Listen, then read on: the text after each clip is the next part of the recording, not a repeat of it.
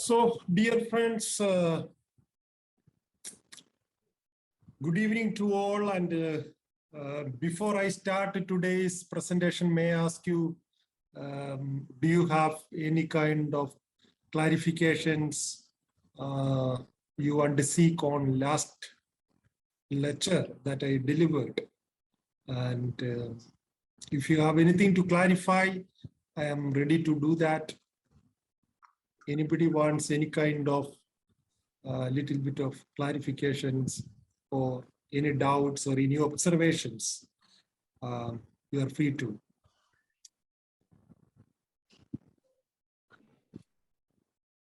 Dear friends, let me tell you, I was thinking that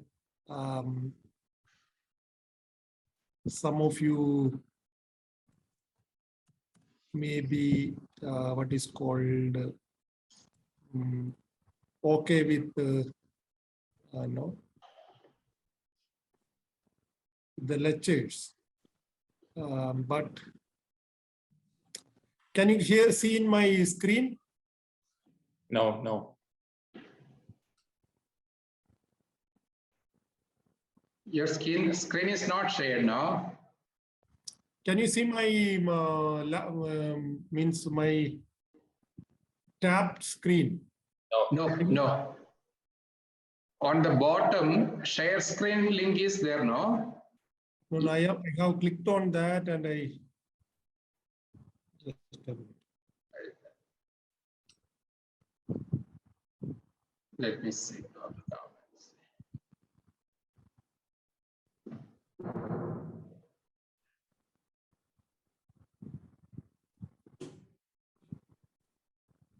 This tab is very new to me, so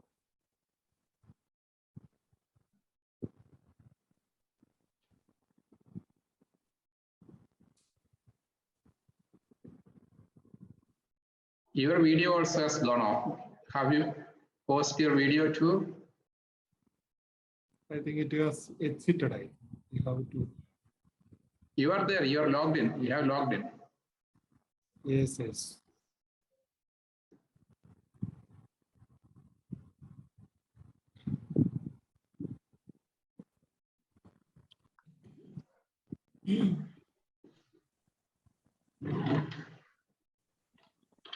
This one is. It's okay now. Now, can you see my screen? Yes. Okay. Can you see something now? Yeah. Research approaches as bold. Everybody gets it now? Yes. So, dear friends, in the last lectures, I was trying to explain how the worldviews are connected with epistemology and research methodology, so that we are making certain research designs and we can collect data with the help of certain methods. So that was the objective of our last lectures, and we have looked into the three major approaches, that is the quantitative, qualitative, and mixed methodology approaches.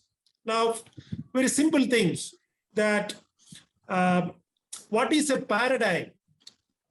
Paradigm is nothing. If you follow the worldview of post-positivist worldview and apply an experimental design, and in the case of data analysis, you use pre-test and post-test measures of attitudes. So if you apply that, mostly in science, it is this paradigm is followed almost in all the sciences. So what they do is that they they narrow down to a hypothesis that is called a tentative assumption that is taken for granted as truth.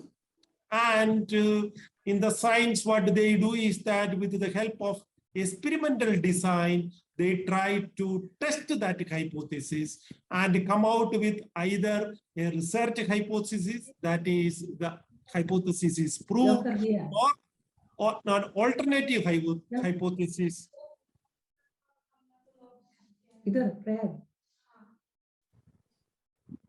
Or an alternative hypothesis or a null hypothesis. So these are the three things that is possible in a quantitative approach with the worldview or ontology of post-positivist worldview, which applies an experimental design with the help of pre-test and post-test measures of attitude in analysis of data. And the second approach that we have looked into is that the constructivist worldview, or the qualitative approach, which is following the ontology of constructivist worldview with a ethnographic design, or even a case study, or a narrative design, or even what is called survey methodology, etc., to understand the behavior of sample. You understand? So in this case, if in the post-positivist case, you have applied a quantitative approach and deductive reasoning, and then you have applied certain statistical package to analyze the data, whereas in qualitative approach, you start with a inductive reasoning on cases or particular phenomenon or cases or particular problems, etc. And then you try to, from a particular cases or particular phenomenon, etc., you try to make a theory. So the qualitative approach is trying to make theories from particular observations, whereas in the quantitative, you try to verify theory. In the third approach, that is from the transformative worldview perspective, you apply qualitative approach, same approach that is but only thing is that you try to deconstruct everything from with the help of narrative design, or even with the open-ended questions or schedules, etc. This is again follows the same methodology of a bottom-up approach to try to make theories, but this is more deductive in nature. That means transformative, political, justice-oriented, etc. The last method, which you people need to be well-versed, is called mixed method approach. That is from a pragmatic ontological perspective. You can apply either quantitative or qualitative, and then because your focus is not on any discipline, any theories, or any concept, or any questions, your focus is on issue, problem. So that is why you can either be subjective or be objective when you try to resolve certain problems. So dear friends, this is but what you have to understand is that on all these four perspectives, if you try to deviate from your disciplinary framework of beyond any of these paradigms, then you are applying interdisciplinarity or mixed methodology approach.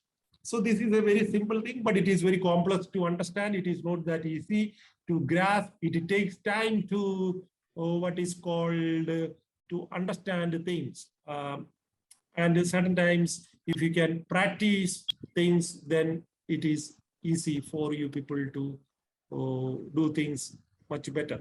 So today, I am trying to jump certain things in my presentation and try to go to something which is very necessary from a bottom-up approach perspective. For example, you people are going to do research, and this course is oriented on what is called coursework oriented. So you have to write a lot of papers. So in that context, how are you people going to address certain issues need to be discussed.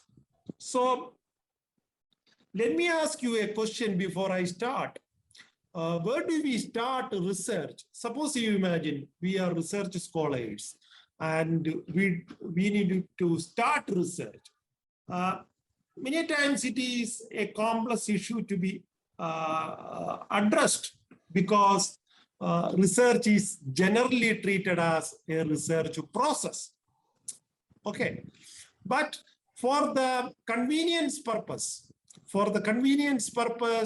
what we do is say mostly is that you identify a problem or you raise a research question and a research scholar try to answer or give a probable explanation. That is the end of the research for the sake of certain degrees or for the sake of certain dissertations, essays, etc. But generally speaking, research is a process, which means it is a continuum. It never has got a starting point.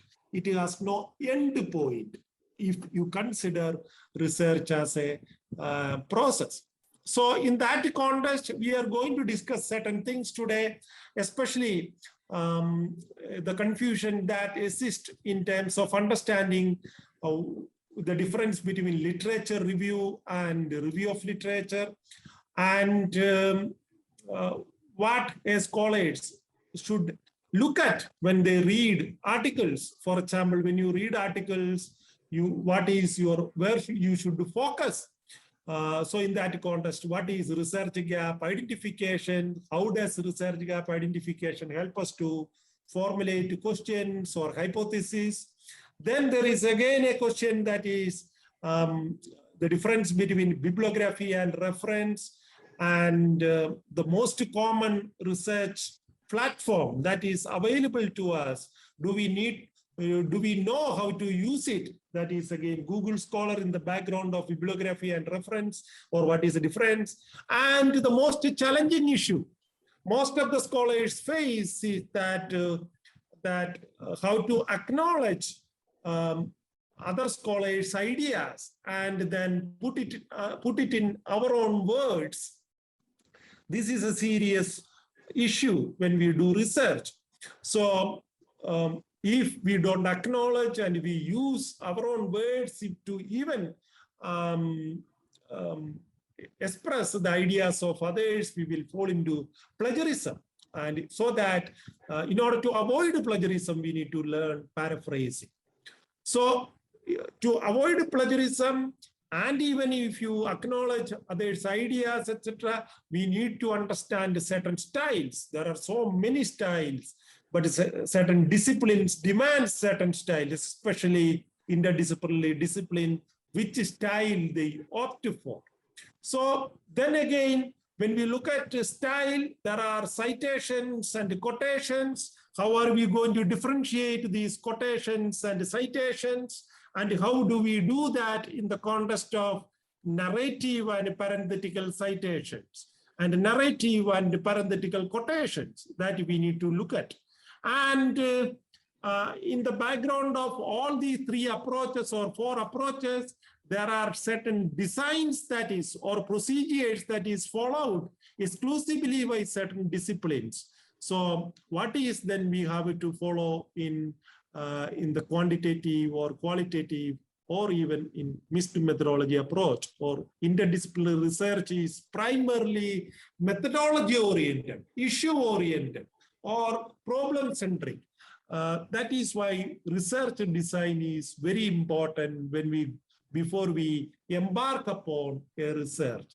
But when we go to the lab, we have certain experiment. But when we consider society or when we consider ourselves as a sample, then there is a serious problem of objectivity, subjectivity, and you can be objectively subjective and subjectively objective, etc. In this context, what is especially the difference between a population and a sample that we need to understand, and the various sampling design we need to also consider.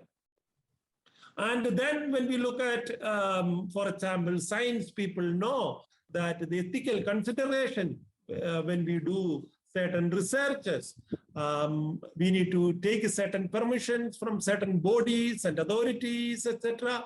Or when we ask certain samples, certain questions, do we have a prior informed consent, etc. These are certain serious questions that we need to address. And again, before we embark upon, do we need to check the feasibility of the study, whether the study is possible, whether we can trace out the trajectory of the study, or do we have a certain theory whether already there are studies conducted in the same area, etc. So in order to do that, do we need to do certain kind of pilot study is a serious question. Finally, dear friends, the research means what is data? How are we going to deal with the data? How are you going to transform the data into information, facts, and knowledge, or information, facts, and thesis, or that is very important. So data, understanding data, and then how you access the data, how you analyze the data, how you interpret the data, etc. is very important. You understand? So in that context, data collection methods, the measurability of data, the scaling of data, and whether you are going to apply on the basis of the objective, descriptive, or inferential analysis before you interpret the data, and finally to come out with a reporting. This is very important. So dear friends, the first question that I asked is that research, what is a research? How do we start research? This is a serious problem. For example, I always tell my scholars or my students that research is a process. For example, why research is a process is that every thesis at one point of time becomes an antithesis, and then that antithesis and synthesis thesis together make a synthesis. So it is a cyclical what is called process. One comes after another, and another comes after another. And it is in science, it is the falsification theory means research means you falsify the hypothesis, and then you move on looking for another hypothesis, or you verify. But both of these process of qualitative and quantitative also undergo certain challenges. One of the major challenge, I'm not telling this is going to be understandable for you people, but as you should understand this. Every quantitative approach faces a crisis called underdetermination, because they try to verify the theory. You understand? Whereas every qualitative approach is also facing a problem called probability of falsification. Every single case, from single case, you cannot generalize, because there could be a white crow.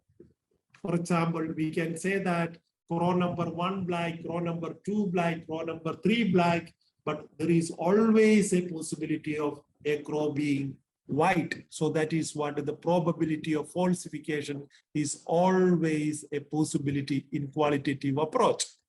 But who is a research scholar? Certain times we ask the research scholar capability and skills, what is a research scholar is supposed to have. For example, a research scholar is supposed to identify a problem, and he or she himself have to find the solution to that problem. Or you identify a research question, you have to answer it, etc. But where do we begin? This is a serious problem.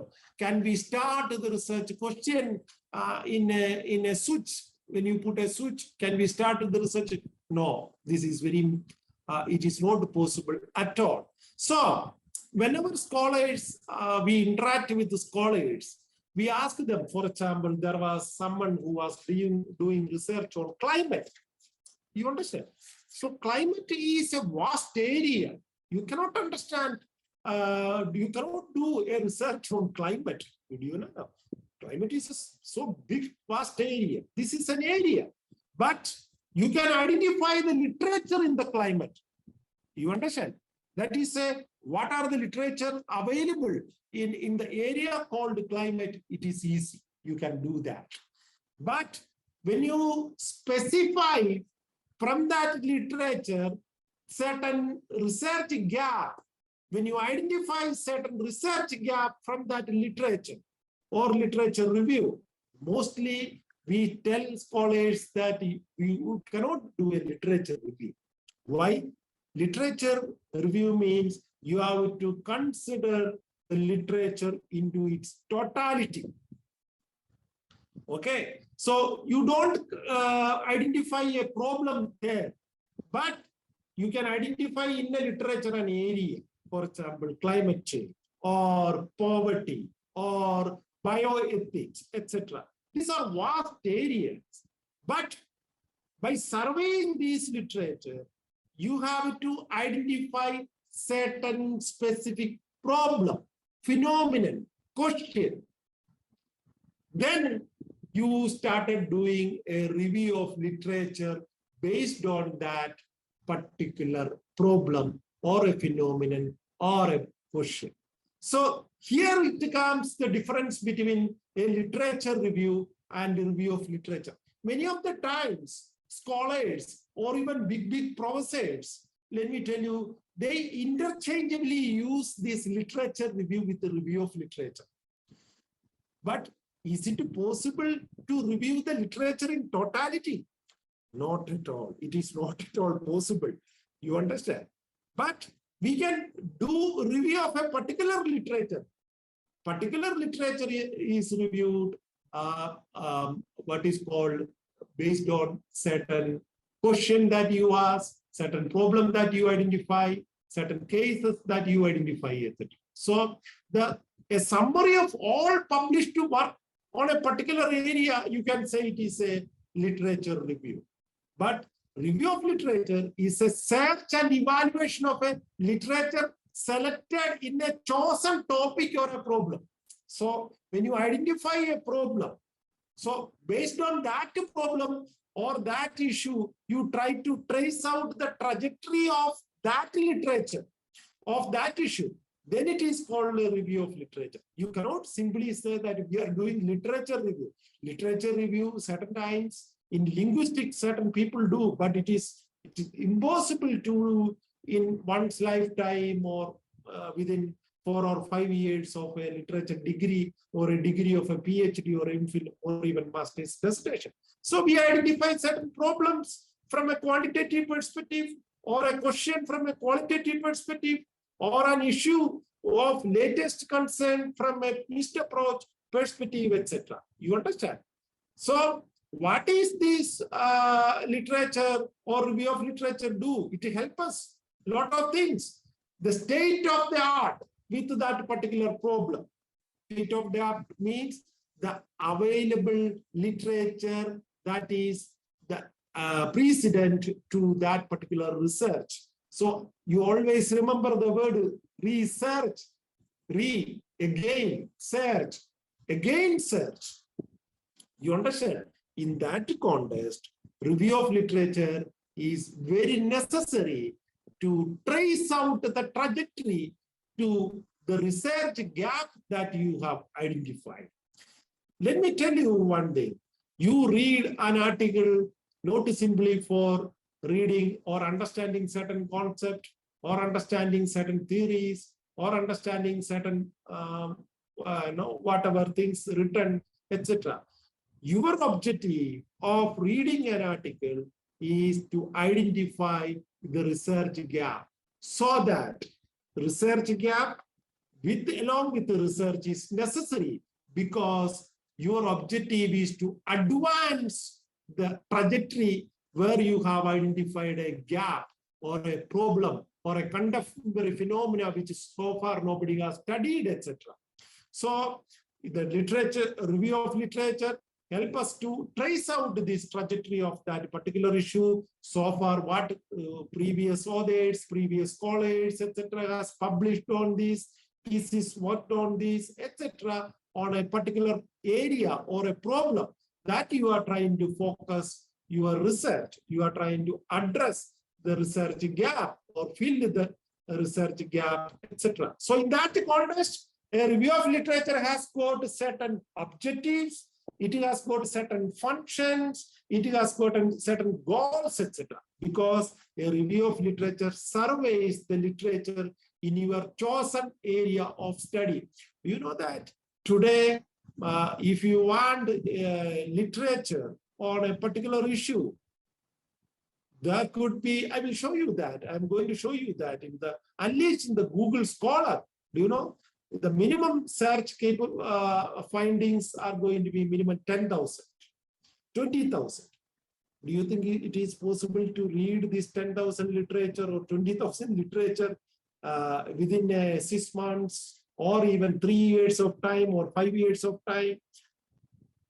It's impossible. So you have to identify the literature through the selection and omission, commissioning, etc. You have to identify the chosen area of studies available literature.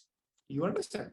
Then only you can do certain kind of what is called justification to by tracing the trajectory of that particular issue. Then review of literature help us to synthesize the information in that literature into a summary. For example, I don't know, we ask scholars certain times to come up with a table of authors or the author or the authors and the journal in which this article is published, the methodology applied, qualitative or quantitative or mixed methodology, and findings of the study. So you try to synthesize all these things. This is maybe it is only necessary at the PhD level, etc., because it is not possible for you people to do at this level, I suppose. Then it critically analyzes the information gathered by identifying gaps in current knowledge.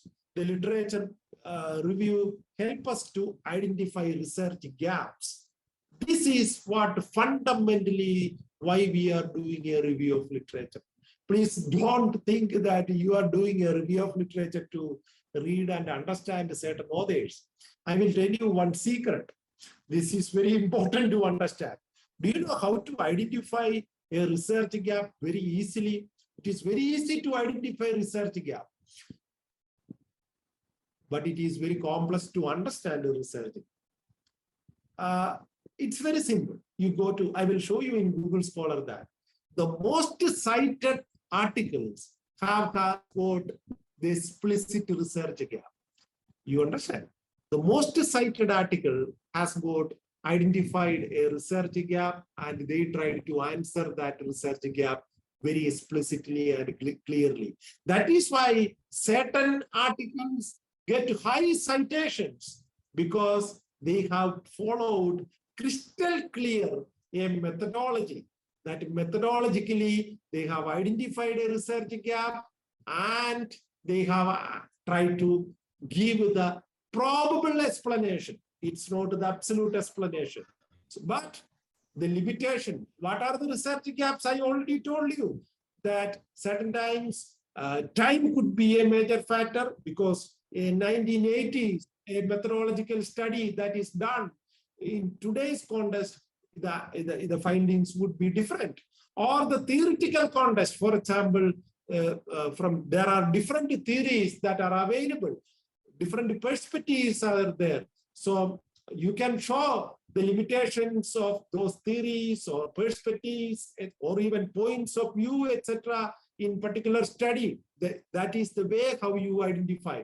So you can identify the research gap easily from the findings, from the theories, from the methodologies, from the what is called from the application of the particular findings or a particular theory, etc.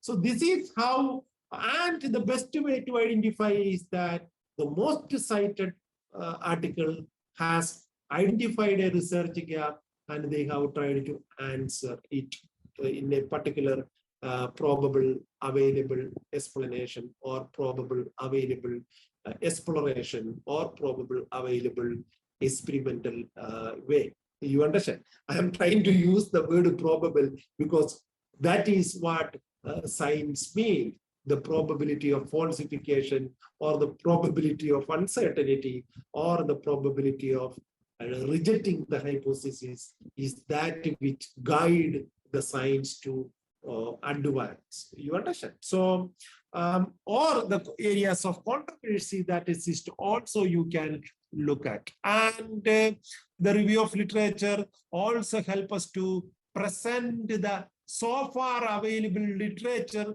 on identified issue in an organized manner. You understand? So that also is a, for example, I will explain to you when the difference between a quantitative article and a qualitative article. For example, this is very simple. A quantitative article is called IMRAD framework they follow, whereas a qualitative article follow a review article frame. A mixed methodology article or a interdisciplinary article follow very clearly a research design, because that research design is very important to address that particular issue, because I always tell repeatedly, interdisciplinarity are not bound by any theories or any concept. It is problem-centric. It is a problem resolution is the major objective of what is called the interdisciplinarity. So why do we do a literature review? It helps us to have an in-depth understanding on a particular subject. For example, in PhD or in doctorate, etc., when you identify a problem, the teachers, the supervisors say, your problem should be most narrowed down, crystal clear, precise, and narrow-centric, etc. Because in that area, you are going to be an expert. You have an in-depth understanding on that area, that particular area. You understand? So, and that is why whether what you are going to give nuances to the literature in addition to the literature, or what are you going to invent, or what are you going to discover, etc., is the major question that you have to very clearly, subtly say when you say, this is my thesis. You understand? This is my thesis. This is the theory I am put forwarding, or this is what I have verified.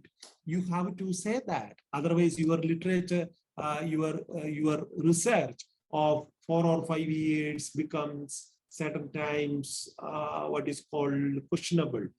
But at the same time, I will tell you, it is not necessary that every thesis should have advanced or advanced. Certain times these days, people say that the organization of the literature, tracing the trajectory in a very, very organized manner, also is because PhDs or MPhil or a master's, etc. These are only what is called masters. You do a dissertation, or father was telling me, it is all, you all are going to write articles on each course. I will be very happy if you could do that. But do you think that you are going to write a scientific paper? A scientific paper is different from an essay.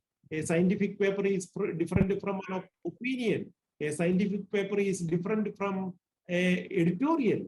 How it is different? That is what the challenge that we are going to address maybe today. So dear friends, there are major 4 main goals by doing the review of literature. That is that it demonstrates a familiarity with a body of knowledge and establishes the credibility of your work.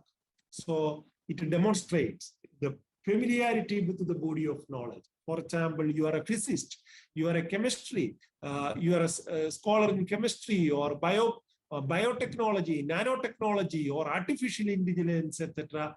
You know what are the theories, what are the advances, what are the debates that are happening in that particular branch. Ology, that yesterday I was telling you, methodology. Ology means body of knowledge or a branch of knowledge.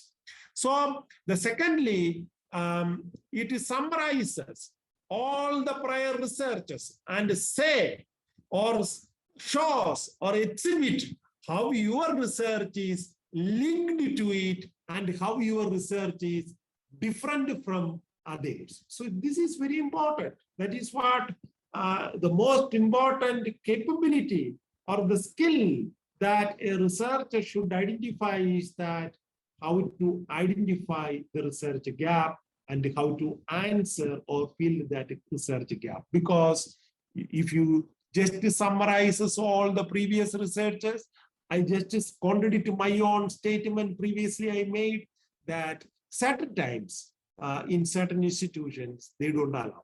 For example, if you go to an IIT or IIM or a central universities, etc., with a thesis which is just a body of summary of previous researchers, they would say that it is not a thesis.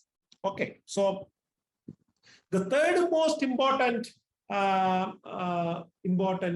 function that a review of literature is doing is that it integrates and summarizes what is known about a subject. You understand? For example, when your research gap you have identified, you have to clearly explain the existing literature, the existing studies, how it is different from ours. So you have to do both, integrate with our research gap, as well as you have to present it how it is different in terms of putting it in a subtle summary.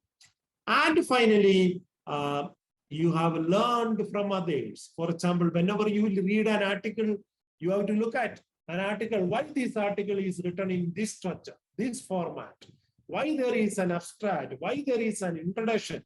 Oh, yes, why there is this abstract and introduction difference? Or why there is a body, why it is a conclusion, why people write bibliography and reference differently. What certain people mention it is bibliography, certain people mention it is a reference. What is the difference, etc. You have to critically think about all these aspects when you do the review of literature. So, dear friends, I have told you, if you are doing a qualitative study, you have to formulate a question, very unique question. For example, one sister or somebody was telling, students ask these days very, very problematic, sophisticated questions, and I am unable to answer. So that itself could be a question. Why we are unable to answer the questions or the curiosity that guides the young mind. You understand? Or from a quantitative perspective, we have to identify a hypothesis, a tentative assumption, or a theory which we are planning to verify through our research. And if that verification, or many of times that verification can be nullified, if that nullification happens, why that is nullified, and can you make an alternative hypothesis? Then, or can you make a research hypothesis, etc.?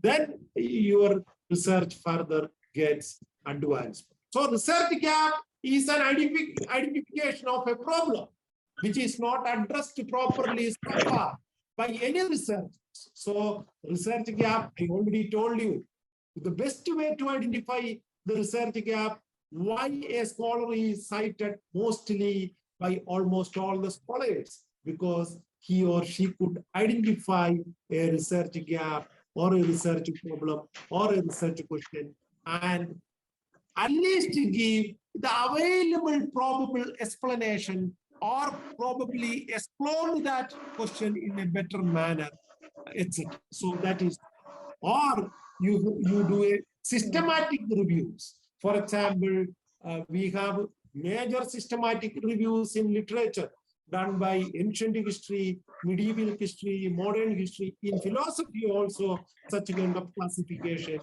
are there. And when you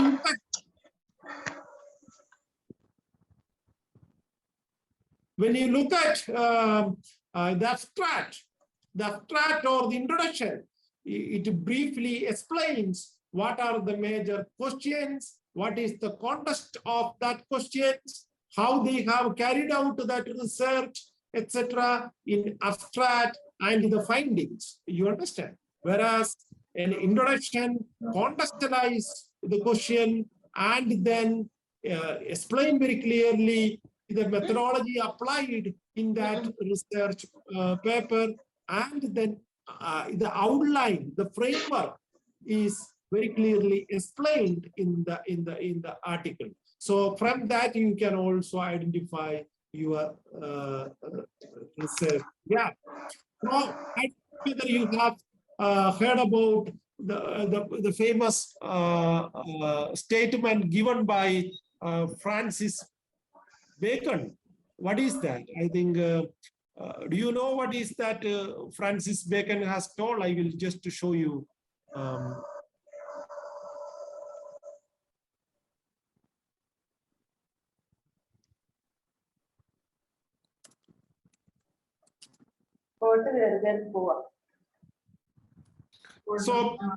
So this is the very famous word which Francis Bacon has given. Some books are to be tasted, others to be swallowed, and some few to be chewed and digested.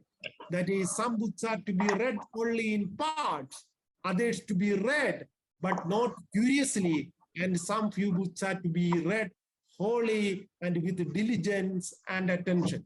So, dear friends, this gives us a clear understanding that when you identify certain articles, etc., are very important, you have to read it again and again, especially read the abstract, read the introduction and conclusion, and then make sure whether you need to read that article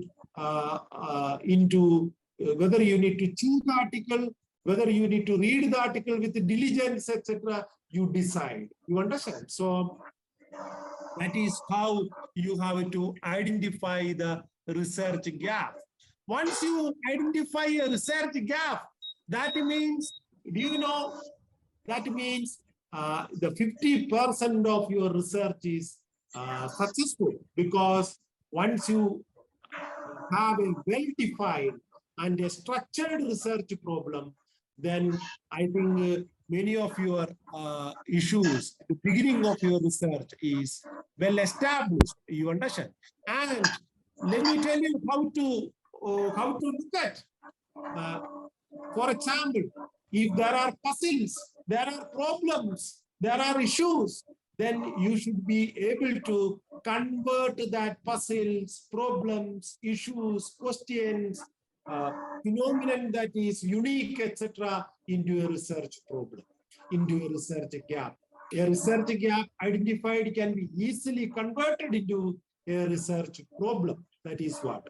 And then solving that problem will add value to the academia, to the society, to the nation, etc. So you will be get a lot of appreciation. You will be cited by other scholars, etc.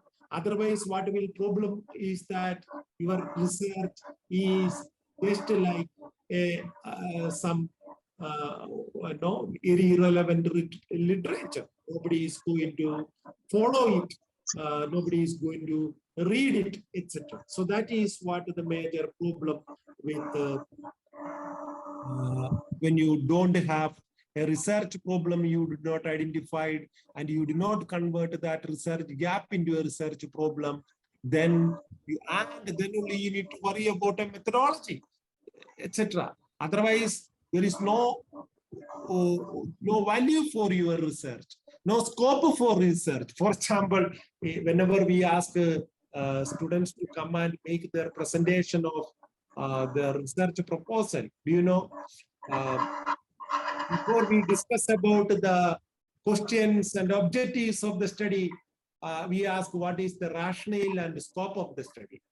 Substantiate the rationale and scope of the study, because that rationale and scope of the study contextualize your research gap, and whether you have really identified that research gap, converted that research gap into a research problem is going So dear, if you have any questions so far, please, because we have to today cover some of the major portions, then only maybe we can, because there is a lot of paucity of time.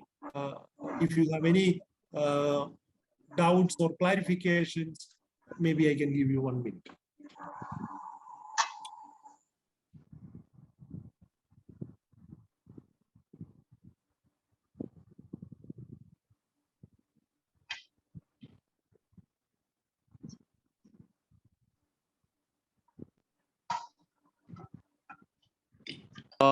So I have this question on this plagiarism part of it.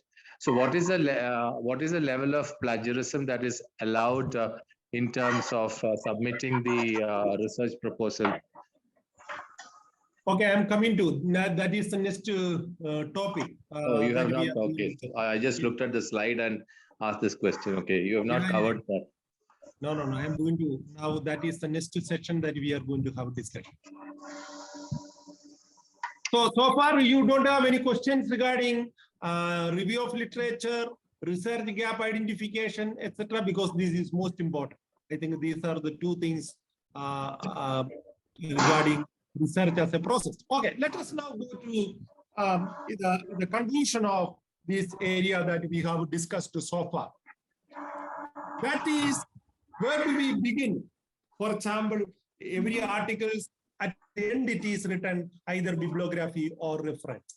But a research scholar or researcher has to identify a particular area. Then that once you identify an area, you are supposed to identify the literature in the area. You understand? That is called a literature review. And that literature review need to be converted into review of literature. That means what? The main difference between this bibliography and reference is the answer to that. Because that references contained in the source that you have cited in your paper. You understand? For example, bibliography means all the sources available in that area. It is not necessary that you have read, or you might have read, but you have not cited, etc. Bibliography is generic in nature. A reference means only those sources that you have cited in that paper. You understand? Either in parenthetical or narrative, etc. In citation, if you have made, and such kind of sources are referred at the end, then it is called reference. Whereas bibliography can be a literature that is available in that particular area. It is not necessary that you might have read that paper, but you think it is very relevant to be mentioned in your work. And maybe in a dissertation or a thesis, etc., mostly you follow bibliography, whereas in an article, when you write and publish, etc., they only allow you to mention the sources that is referred in the article. So dear friends, one of the major issues these days face is that plagiarism. Plagiarism, the major question is that how to Dr. Salvin. Hi, Dr. Salvin.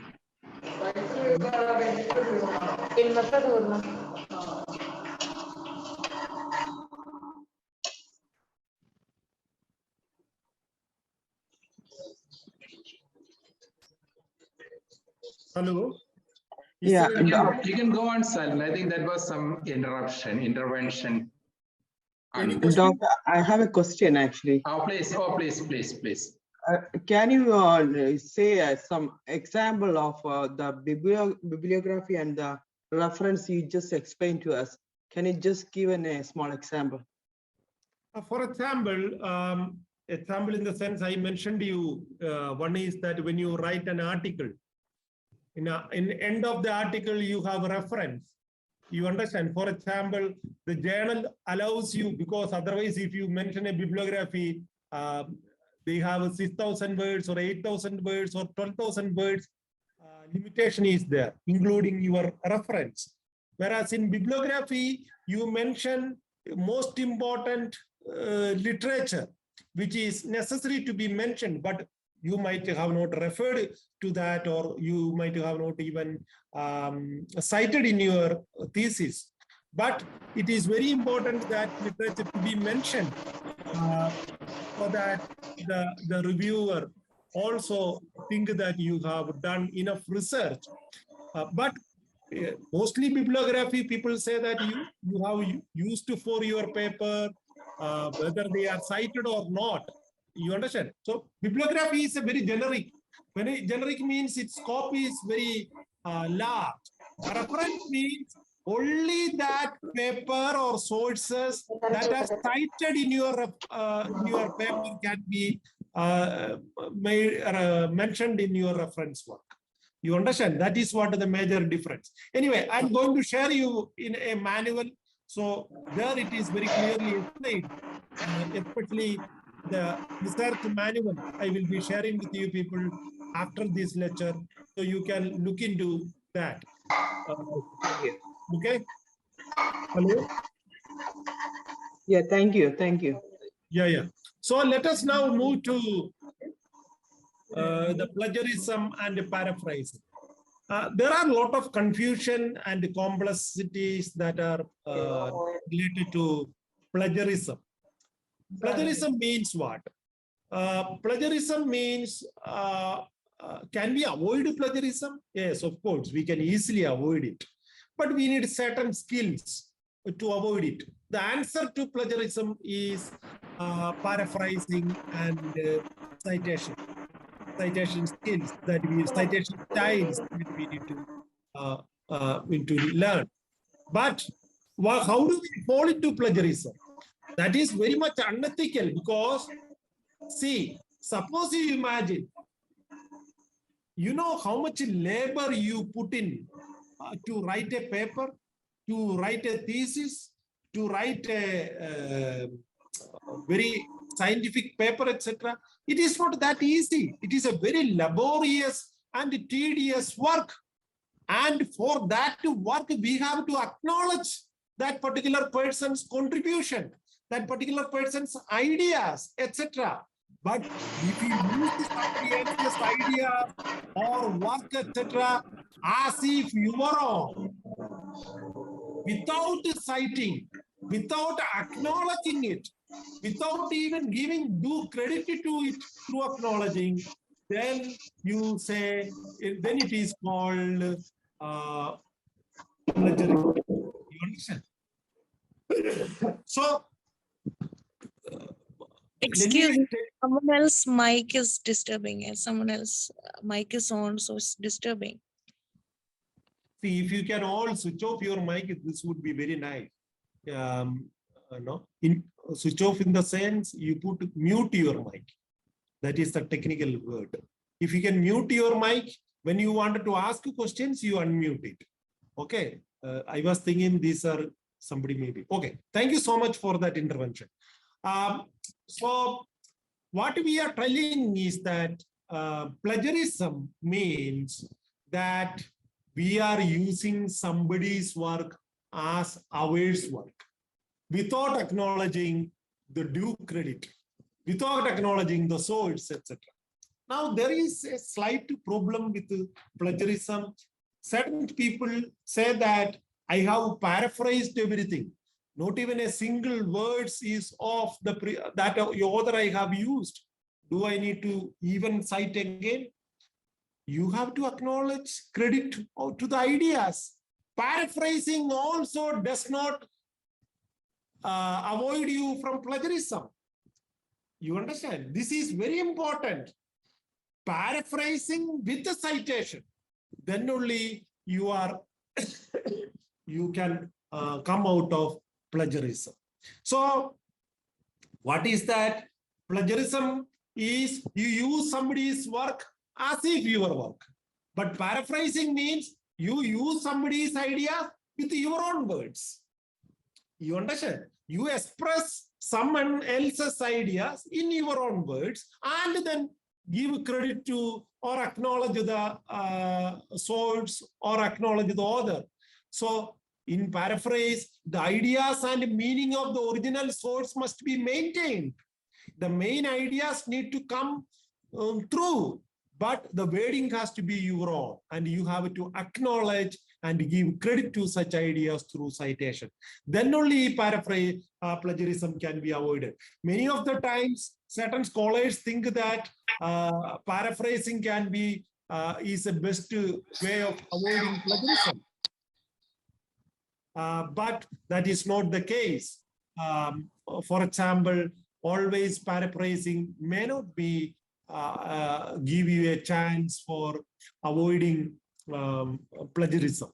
So ideas need to be paraphrased. That means you have to use your own words to express other people's ideas, but you have to cite it. Then only you can avoid. So I will give you one or two examples, especially in the context of how to do paraphrasing. Let me tell you, if you can learn paraphrasing and if you can learn a citation style, nothing to worry about plagiarism, because that is how you can easily manage.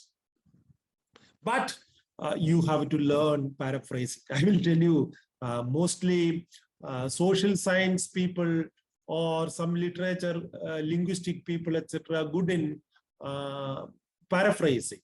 But they are the one who forget to acknowledge the ideas. And scientific people, they have a serious problem with expressing someone else's ideas with their own words, because language is really a major shortcoming or major deficiency to many. But there are brilliant scientists who wonderfully speak. But I'm just telling these are certain things. But I have noticed that social scientists and humanities people are the one, humanities people does not fall much supposed to be, because they are supposed to express their creativity by their own style. But social scientists and even scientist people, many of the times you hear that journals have withdrawn the paper because of the plagiarism, or because of they have not even acknowledged their funding source, or even acknowledged their sponsors, etc. That is a serious shortcomings, you understand. So can I ask you a question now on this? Yes, please. So between the two options, one is paraphrasing and giving the credit, and the other option is that you're putting as it is and giving the credit. Which one do you recommend? I am coming to that. Quotation and citation, I'm coming to that. But anyway, what I am trying to say is that I'm just going to give you one or two examples on paraphrasing and then going to quotation and citations. There is a remarkable difference between quotation and citation. Anyway, you had asked one previous question. Let me give certain changes that are happened at the UGC level. As per the 2018 guidelines of University Grants Commissions, a thesis is allowed only 10% similarity, not plagiarism. Okay, please understand. 10% similarity. There is a zero tolerance on plagiarism.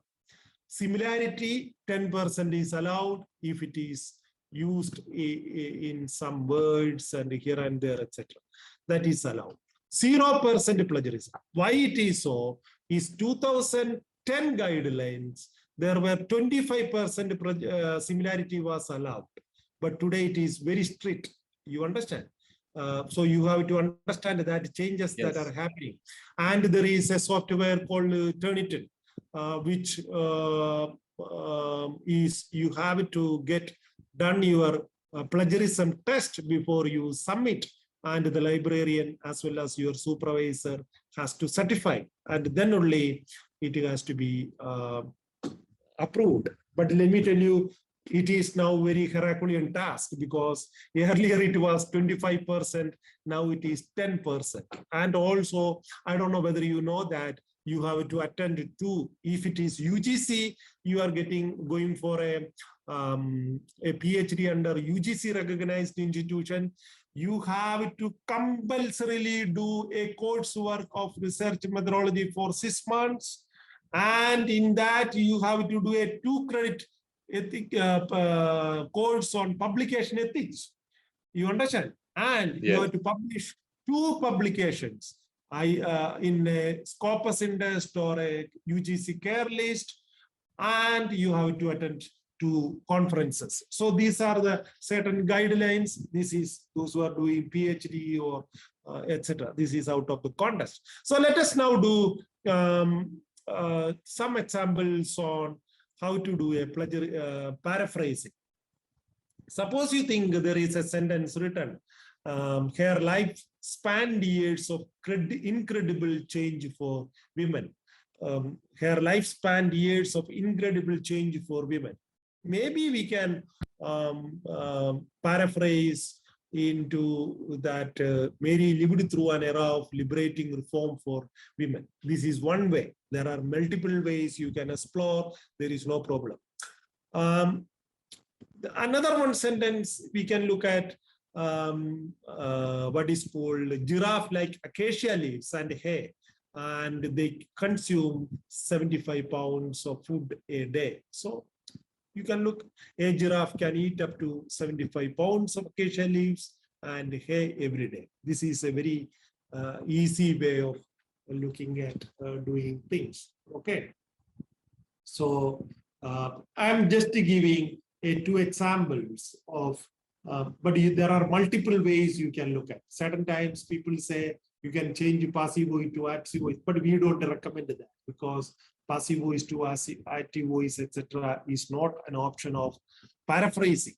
But you can, in one word, the one word for suggestion is that you truly read multiple sources and then frame your own sentence. You understand? So, dear friends, the most important area that I told you is that citation style. Now, I'm going to take you to somewhere called Google Scholar so that I can show you some things.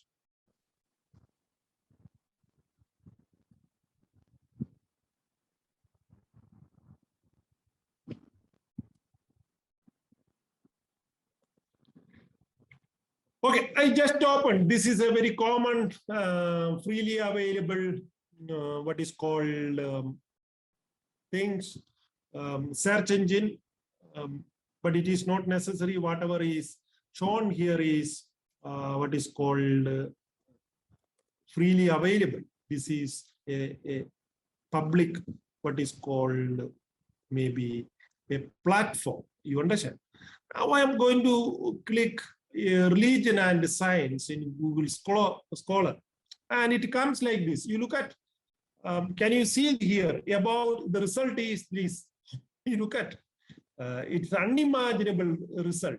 Okay, so, but I'm not worried about all these things. I'm just worried about, can you see what are these things? There is a star, there is a site cited by 1,277 related articles, all versions.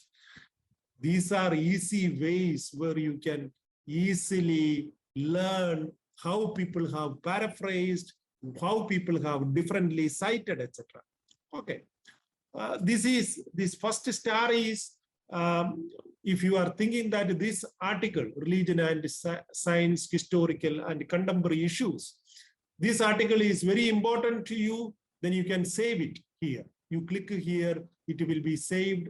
Either you can save it in a particular folder or in your documents. Next, there is a site. So I'm going to click here, site. Okay. Now you see, can you see here? When I see site, there is MLA style, APA style, Chicago style, Harvard style, Vancouver style.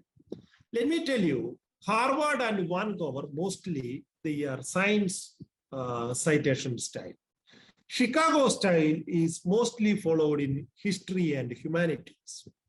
APA style is mostly followed in anthropology, sociology, social science, economics, political science, etc. MLA style is mostly followed in linguistic, literature, etc. So these are the different styles you can easily follow. For example, in interdisciplinary studies also mostly these days people follow APA style. APA means American Psychological Association style. It is not necessary you have to follow these style, but today I will share with you the research manual, publication style manual of APA style to learn the citations and many of the questions we are going to address. But it is not easy for you to read. It is a voluminous book, and you can go through indexing reference. I hope that you know how to do the index referencing. If you can do index referencing and learn what is called, then it is okay. Now there are certain things: big tech, EndNote, RefMan, RefWorks, etc. These all things are what is called code for converting these various what is called style into softwares. You understand? For example, there are software which are available like Sutor or LaTeX.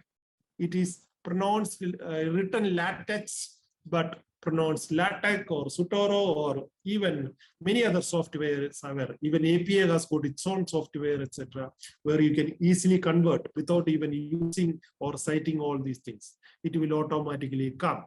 Now, related articles. If you cite on a related articles, the articles related to again will come like this. So many articles will come. It is up to you to decide which one you have to select, etc. But please read what is called the abstract, introduction, or conclusion before you decide that article is necessary. And all 4 versions. What is this all 4 versions? This is called how this article is cited by some other people. You understand how they have cited.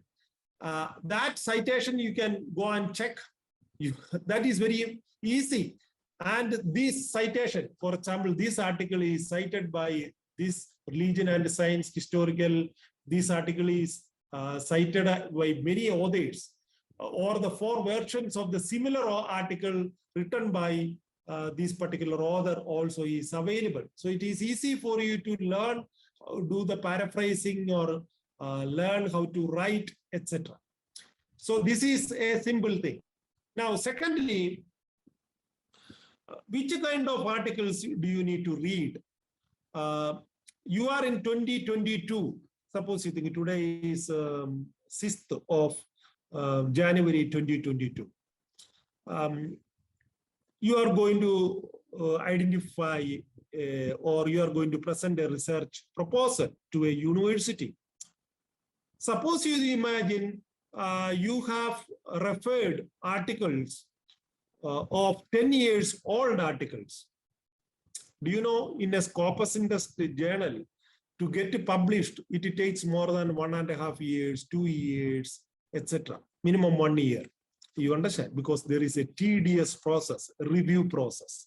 Blind reviews are there, peer reviews are there, etc. Peer review means that you suggest who should review your paper. Maybe one reviewer, one by the author which is suggested, and one reviewer by the editor, the editorial review board, etc. Blind review means you do not have any choice. It will be blindly reviewed by some other scholars. But my question is this. Suppose you imagine you are preparing a research proposal in 2022. Which are the articles in terms of publication date you should read? Maybe the research gap, if you wanted to identify very off-late articles, you should read. Latest articles, you should read. You understand? So how do you identify those things? The latest articles regarding, it's very easy. Have you seen time? Have you seen this? So you can just for example, if you click here since 2022, the latest articles will come. You understand?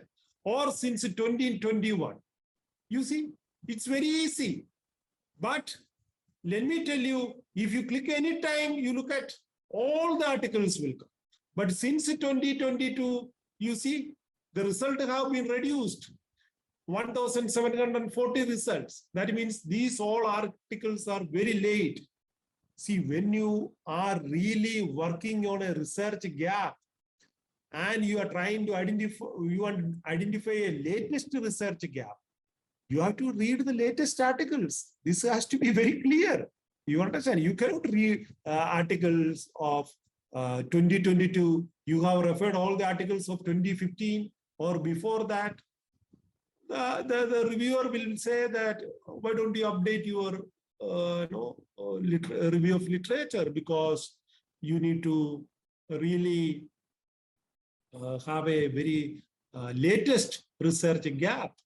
That is very important. Okay. Now, this Google Scholar is less explored by many of the scholars. Now, let me show you something very interesting. Now, this anytime research gives you the result in a large number. You understand? But let us go to these three bar here. There is a 3 bar here written. I'm just clicking. Can you see this Google Scholar here? 3 things. I'm just clicking there. When I click here, you can see here a advanced research. Okay. You click on this advanced research. Now you see, I have earlier written there is something called religion and science. So all the articles of religion and science is here. Suppose you think you want an exact phrase which is need to be included in the title. Religion and science on ethics. Okay, ethics content should be there. Let us do some search now. See, it has come down the result. Okay. Now further we can with exact praise ethics in the title, and let us see religion and science, especially in the context of Hinduism. Let us see if this comes. It again reduced. So you can easily, with the help of this advanced research, you can avoid narrow down your and you see how what is religion and science, ethics, Hinduism, etc. is added in your topic. This is how you can advance your religion and science is a discipline these days. It's an area, it's a domain. So literatures are available. You cannot review that literature. So you have to narrow down with what is called with all these. For example, religion and science, politics you wanted to avoid. No politics word should be. So all the politics is taken out, and this search result means there is nothing called politics involved. Why I am telling you is that your research, fundamentally, when you do review of literature, before you doing review of literature, you have to screen your literature. You have to do some selection and omission. You have to narrow down. You have to trace to the specific trajectory of your research problem. It's very important. So that can be done with this research, advanced research. Okay.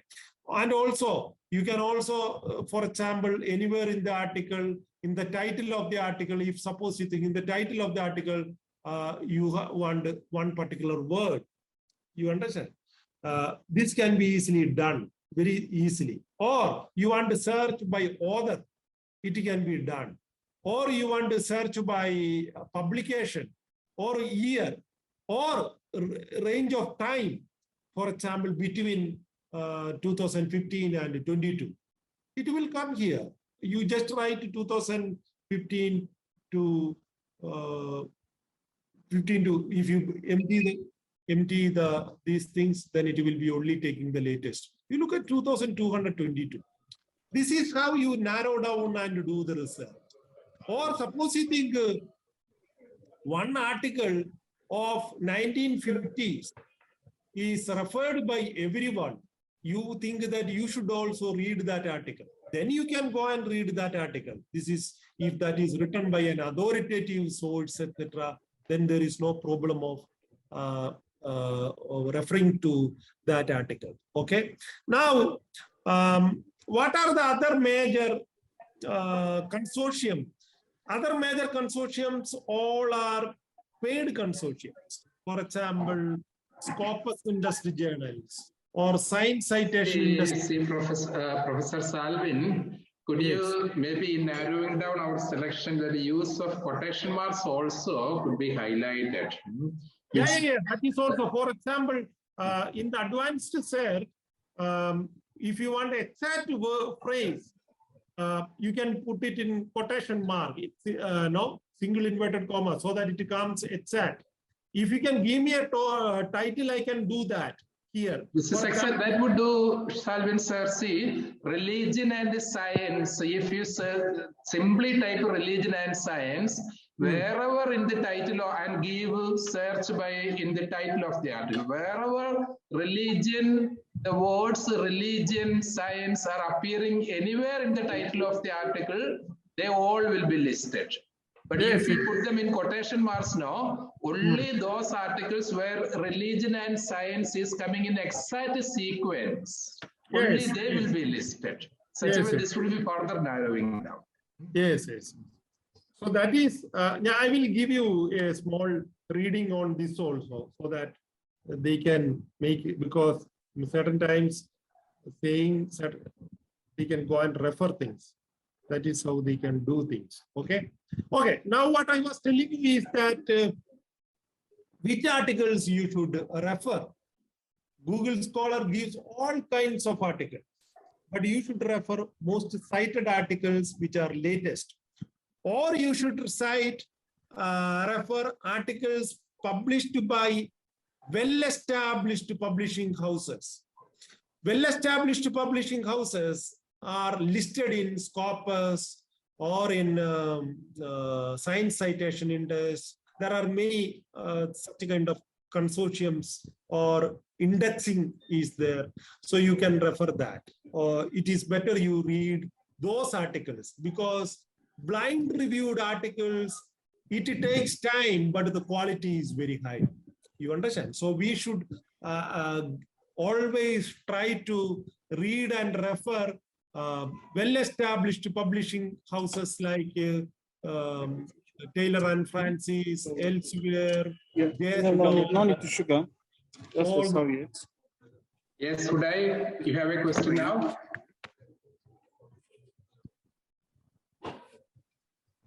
Please. Okay.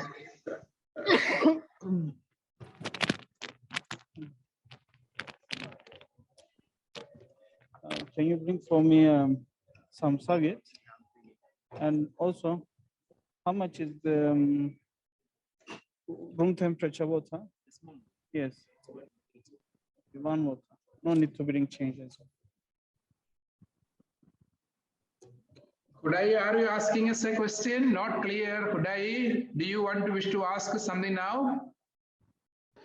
No, I'm so sorry, Professor. The microphone opened mistakenly. Okay, perfectly fine. All right.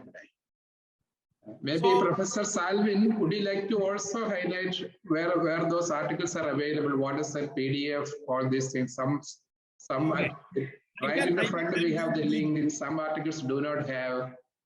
Yes. So one thing is that this, for example, you should read this Corpus Index or Science Citation Index or elsewhere, etc. But these articles are paid articles.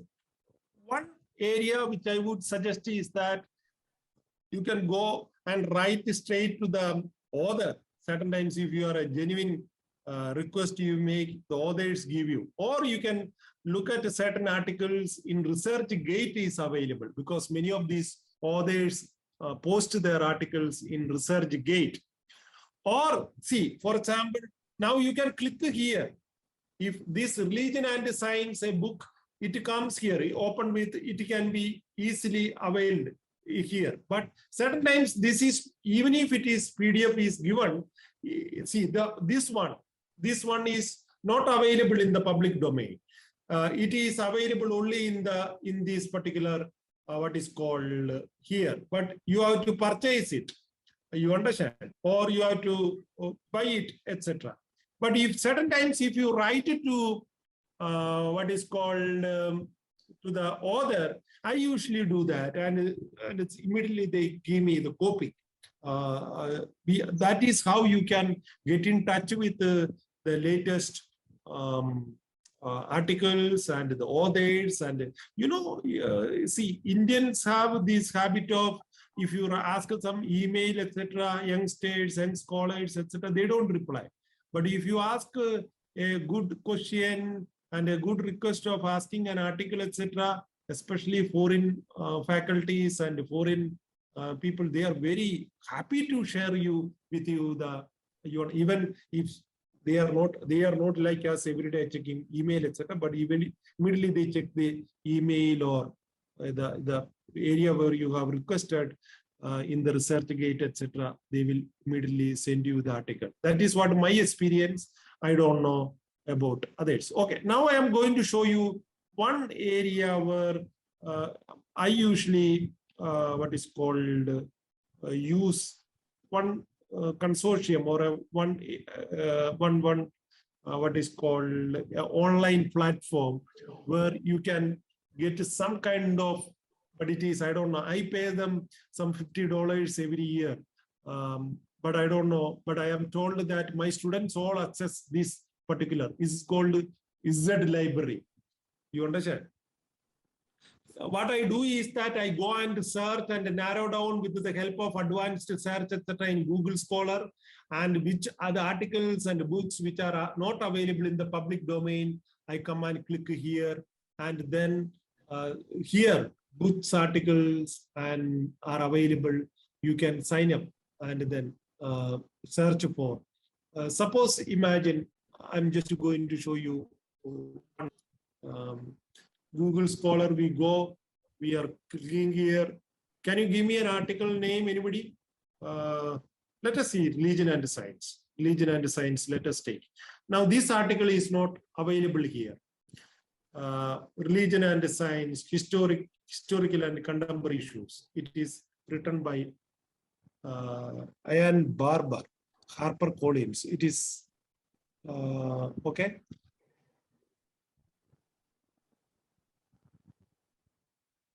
This is a book, I think, because it That's is a book. That's a book. Let me take this book now. Now I am going to ask this book here.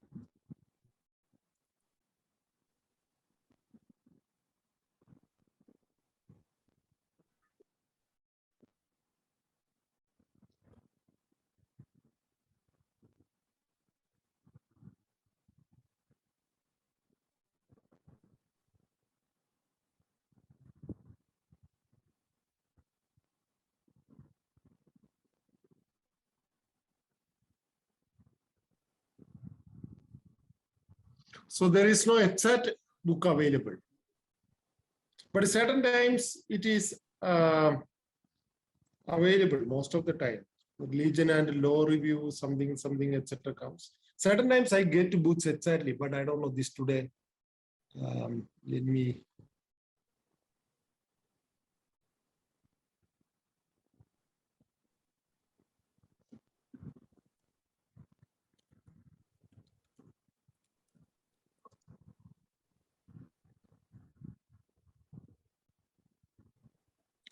So many books you will get, but Religion and Science.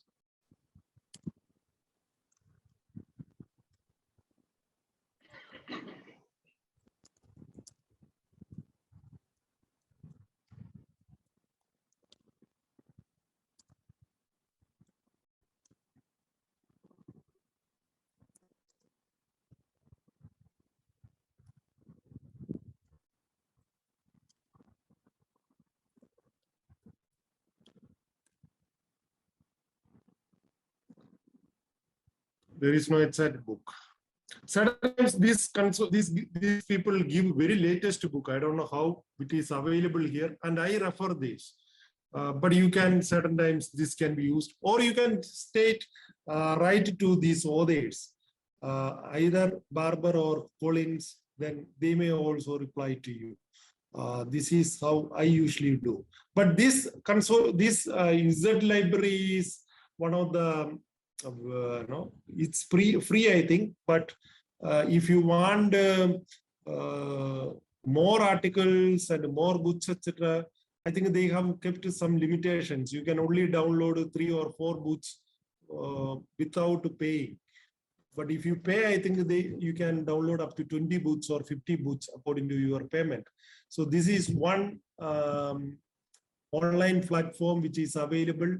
But I wish always this is the best platform. From here, you can go and search anything and everything. And another thing is that this ResearchGate is also a major area these days.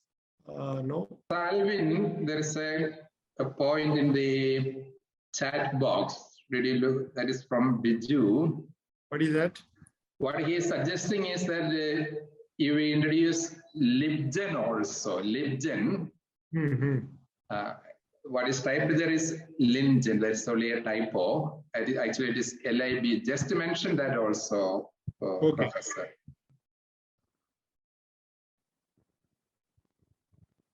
LibGen means that is a short for library genesis. This is also another site where database where you can get free books. Free books are available. Just a minute.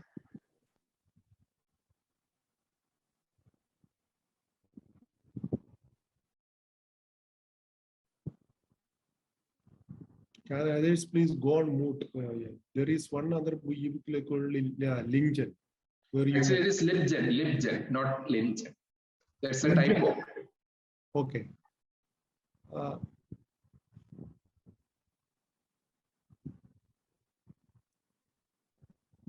LIBG.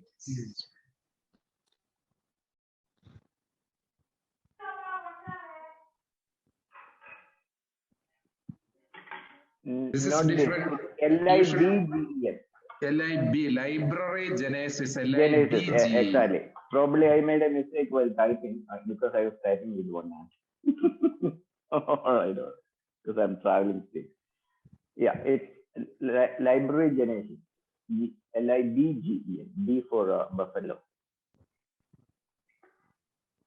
Now, Professor Salvin, this is LIB,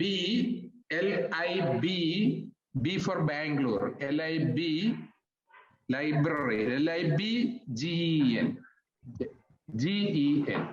Yeah. LibGen.net or org, how is it?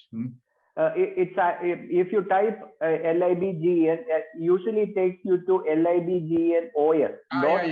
But that second listed, what is that? Library Genesis, that is what? Yeah, that's the one. Yeah. The second one, Library sometimes Genesis. changes, yeah. Go for this, Yeah, exactly. You might get it here. You have so many filters here. Why don't you search religion and science here, Salvin? Do you need to pay here, or it's no, not at all. Free, not absolutely at all. free. Okay. There is a lot of books, but is it latest one? This religion and science is freely available on this site. Maybe we will have to look below. Also gives other search also give on top. This book is available here.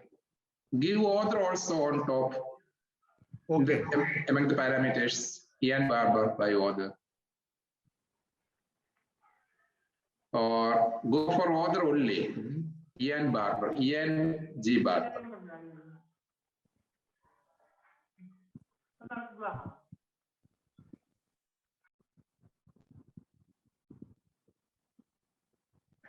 There is Journal of Science and Religion. That is a journal article, you know. See, we have that our students will find out themselves, I believe. They are all very experts in technicalities, no?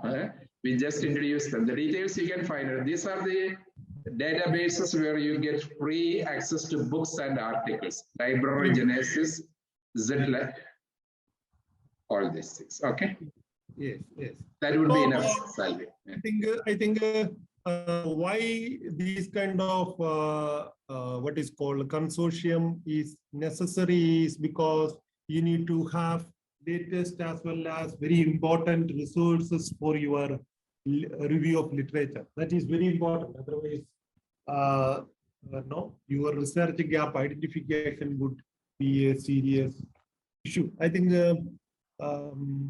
you should do enough literature review of literature to identify the problem and narrow down and make it very specific.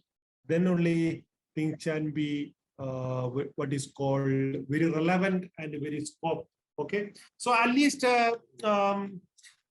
if there is any questions, any doubts regarding so far what we have discussed,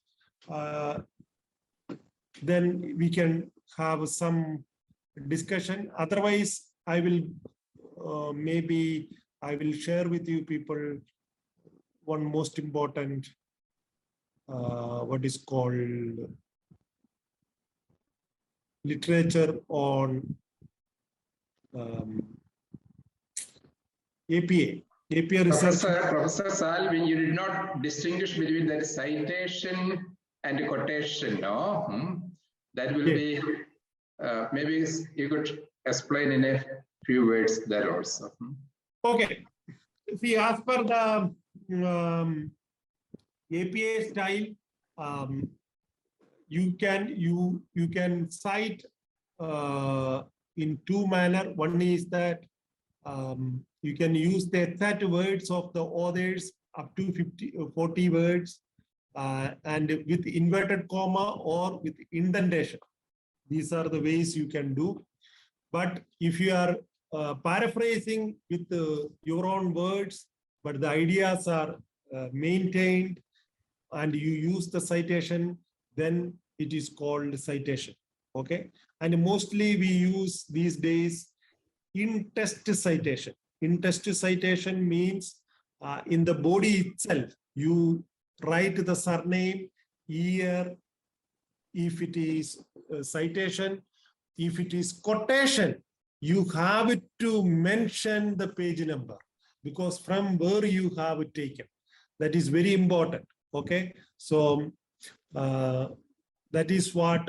Now this is something which is I usually this is a brief of what is called APA referencing and essay writing style, which is available in online, etc.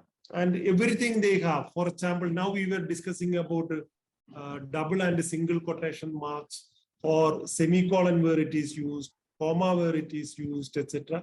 But it is very voluminous and I don't know whether you people are able to, but I usually encourage my students to read it in. Now let us go to these in-text citations.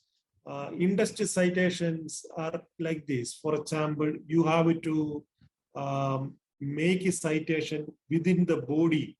And there are two ways of citations that is called narrative and parenthetical. Now you look at this, Weish and Langer. This is a narrative citation.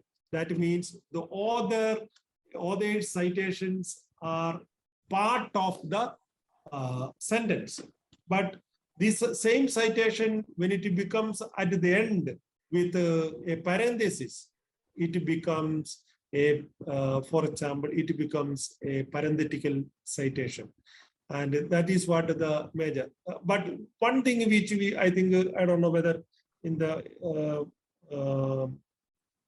things we have to understand is that ampersand is not used in the narrative citation. For example, I will just show you this. Weish and Langer, you understand, is used here. But you look at, this is a narrative citation. This is the second one. Reviews of research on religion and health have concluded that at least some types of religious behaviors are related to higher levels of physical and mental health. You look at in this, and is used as a short form. It is called ampersand. This is the major difference between parenthetical and narrative citation. But parenthetical citation is at the end of the sentence, and then the narrative citation is at the what is called like the part of the sentence. So that is what. Then ethol is something, or multiple others. When you do, this can be done with ethol. That is called, for example, there are many others which you are, then you need not mention all the others' name.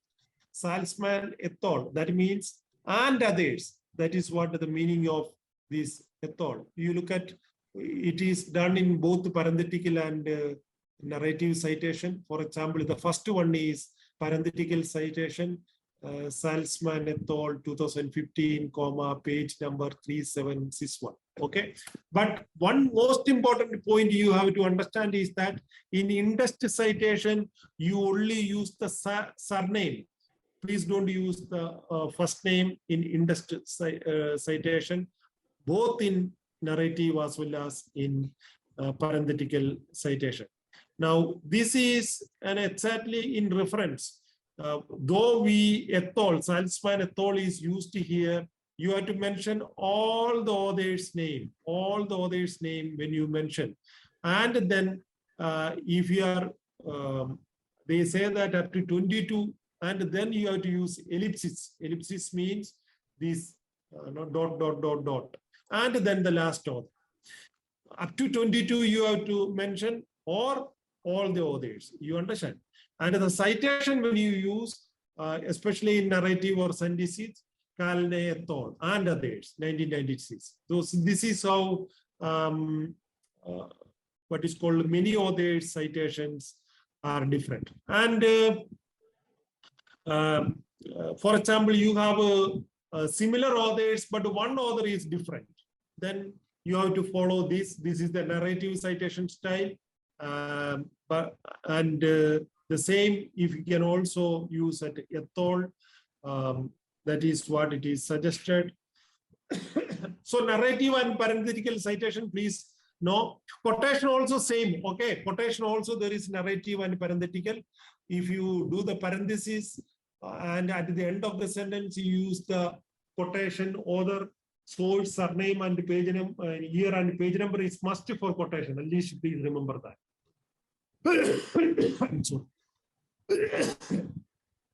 So if you are thinking that one author or two authors or three authors, the same authors have published 2 or 3 publications in the same year.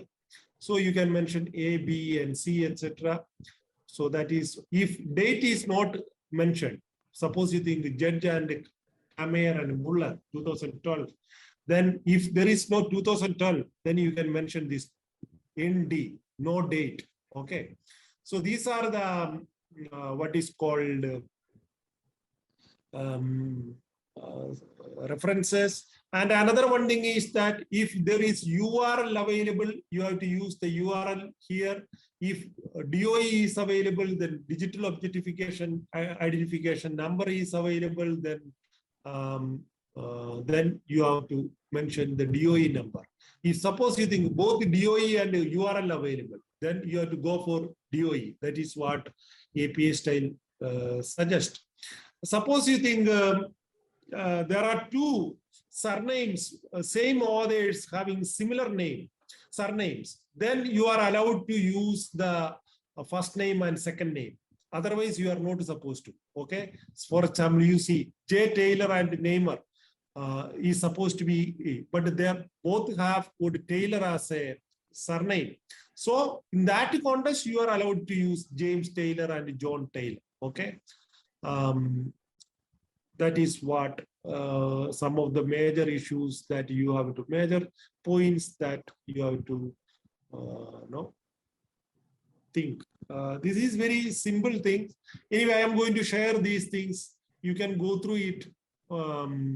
But only something is you have to very clear is that surname is used and year is used for citations, whereas surname, year, page number is used for quotations. Page number is very important, and in quotation you can use either double inverted comma or indentation, means as a paragraph, separate paragraph. You understand? That is available, can be used. And the second is that and is used for interest reference, and ampersand is used for example, Bell and Waters. Bell and Waters, when you use in interest citations, you don't use this and. You are supposed to use A and D and. And then ethol is used when there are many others, you understand. But in reference, what is this APA style is say that up to 20, if there are 100 others or 50 others, etc., you are supposed to mention up to 22 others, and then you can follow ellipses like dot, dot, dot, and then the last author's name. That's enough. But when you do that in test citation, you don't use all these authors. You use only the first author's surname and ethol and year. This is what. And also these days endnotes are not allowed, especially endnotes are not allowed in APA style. I don't know about, I'm not well versed with Chicago and MLA, etc. because I'm usually in interdisciplinary, I do research. So that is what mostly they don't allow endnotes. Footnotes are different. Footnotes are not used for citation. Footnotes are used for certain clarifications, comments, or how you derived a certain idea, etc. If you wanted to mention, that you can use even with interest reference.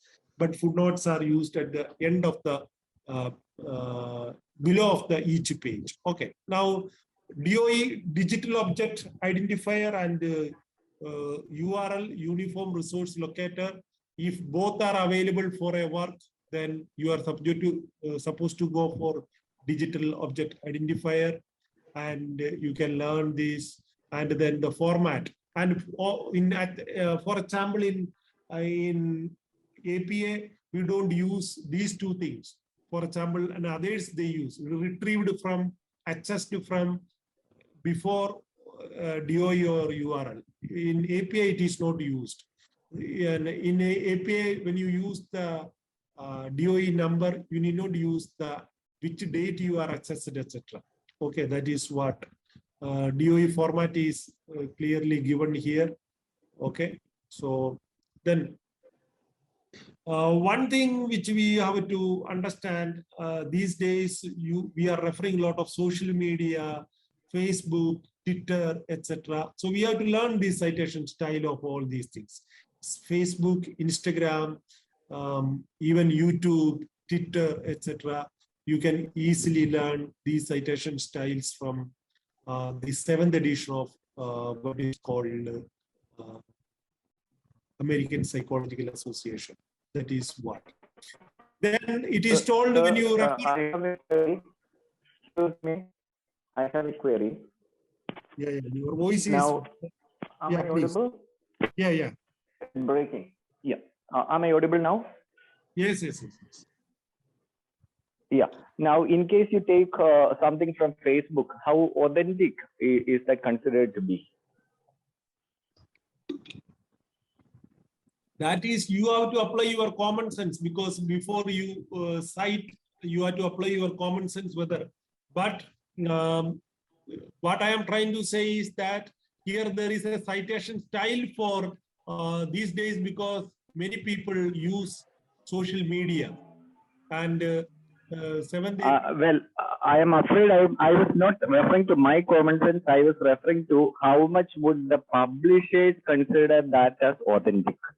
Now, if I cite something from Facebook, would the publishers consider that as authentic? Was what my question was. No, that is not a problem. For example, these days, Shashi Tharoor on and off use Facebook for many references, and he gets citation also. So if it is a well-renowned author, do such a kind of twittering and Facebook statements, etc., then there is no much problem. You can use. It depends All right.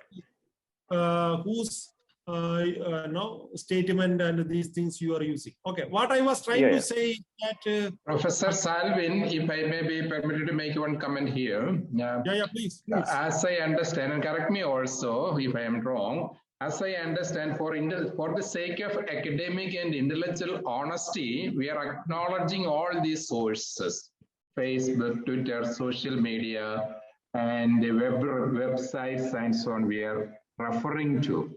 Wherever in the academic research, these references are found very inevitable and indispensable. It is good to take a reference to that. But you know, always in a rigorous academic paper, these sort of references are avoided. Not even Wikipedia is considered as a standard reference for PhD research. Nowadays, in popular media and so on, Wikipedia and so on is extensively used. But since all these Wikipedia materials are not peer-reviewed or blind reviewed, they are considered second-rate materials. I'm sorry to say that, but several universities have refused to take in Wikipedia as a solid reference, and they do not allow their research candidates to cite from those. But wherever necessary, when things have no other reference, say, just for criticizing somebody, we can cite from that one. Wherever, say, reliable data is available. From this sort of unorthodox sources also we can cite, but not to substantiate our point, but as an incidental references, they could be taken request. This is what I understand the as the practice in the academic culture. Yes, Wikipedia is completely ruled out. Nobody accepts.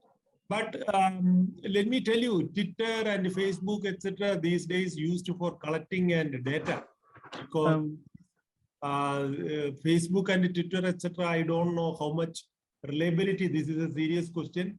But many of the times, these kind of mediums are used by scholars for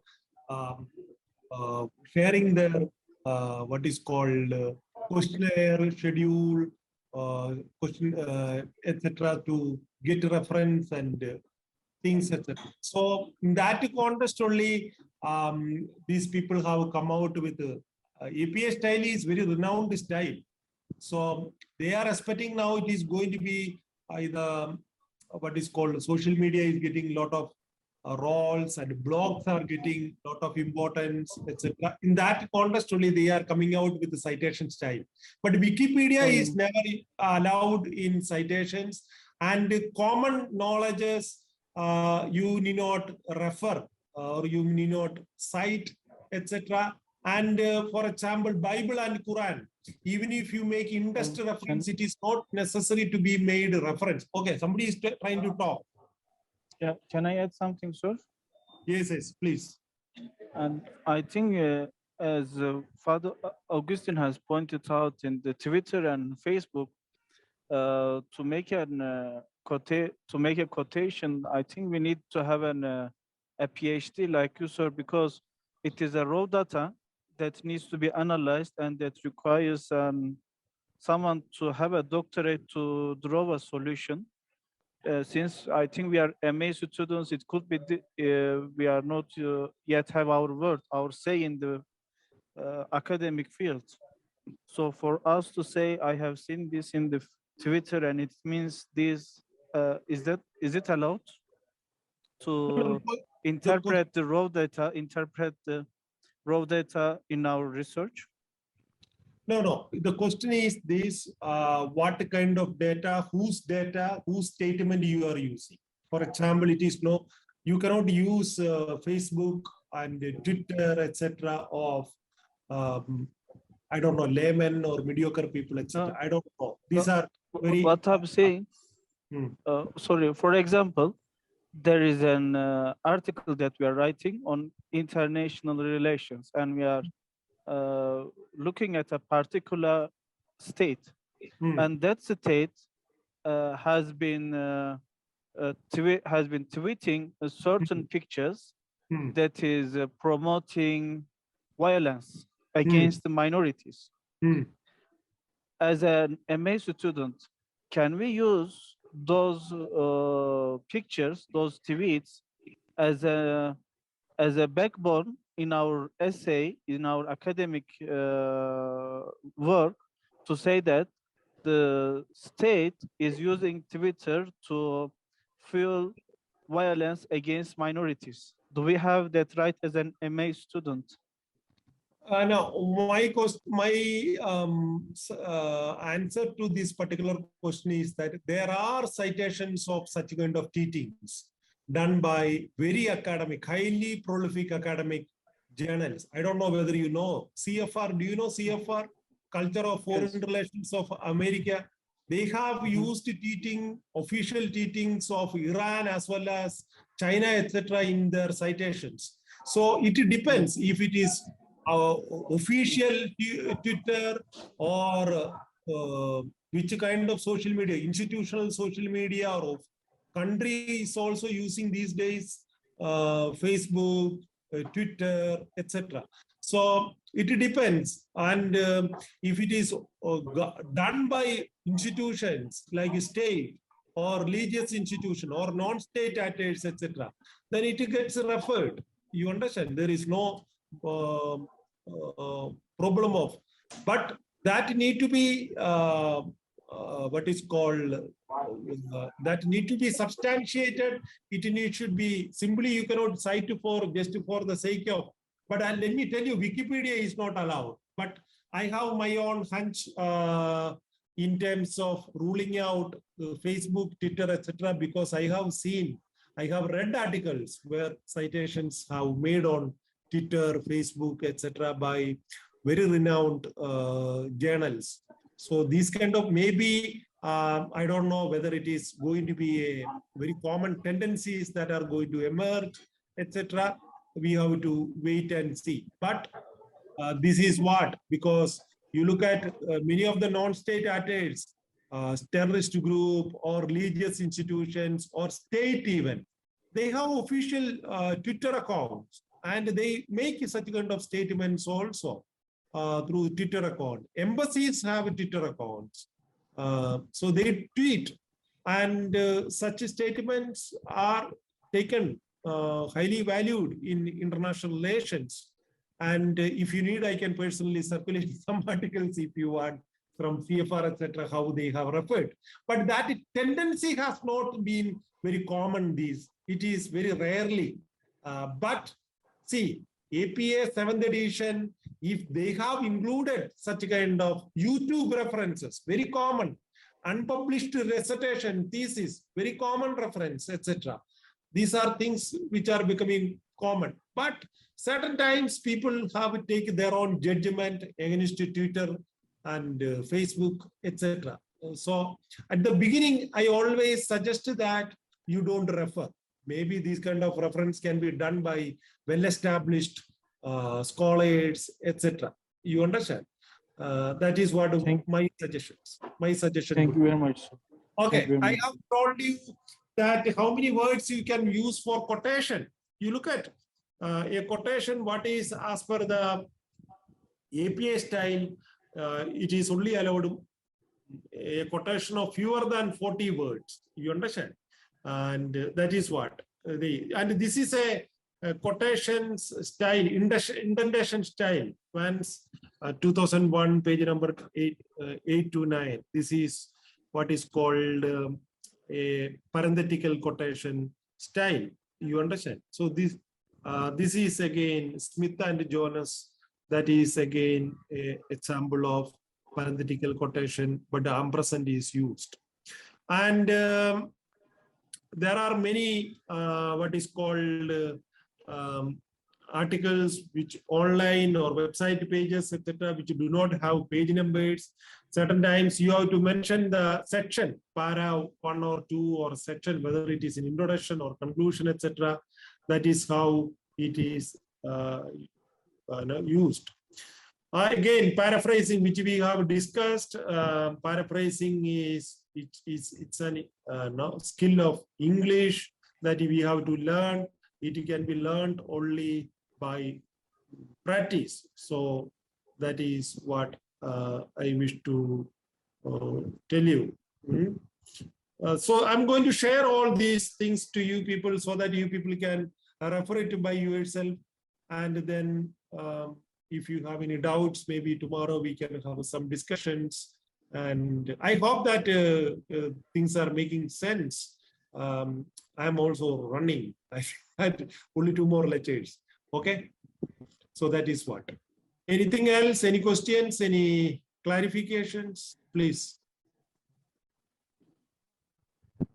Yeah, since we have exceeded time, Professor Salvin, I think we had a very wonderful session, very useful for preparing our students for research orientation. Thank you very much, Salvin, sir. We will meet on day after tomorrow. Tomorrow, 7th and 8th are our next slots, no? 7th and 8th. Okay. Okay. So day after, we will meet on day after tomorrow. Any further questions and clarifications can be made in that forum. So thank you, everybody. Good night to you. Big thank you to you, Salvin, sir. Thank you. Bye-bye. Thank Good night, Father. Thank you. Good night.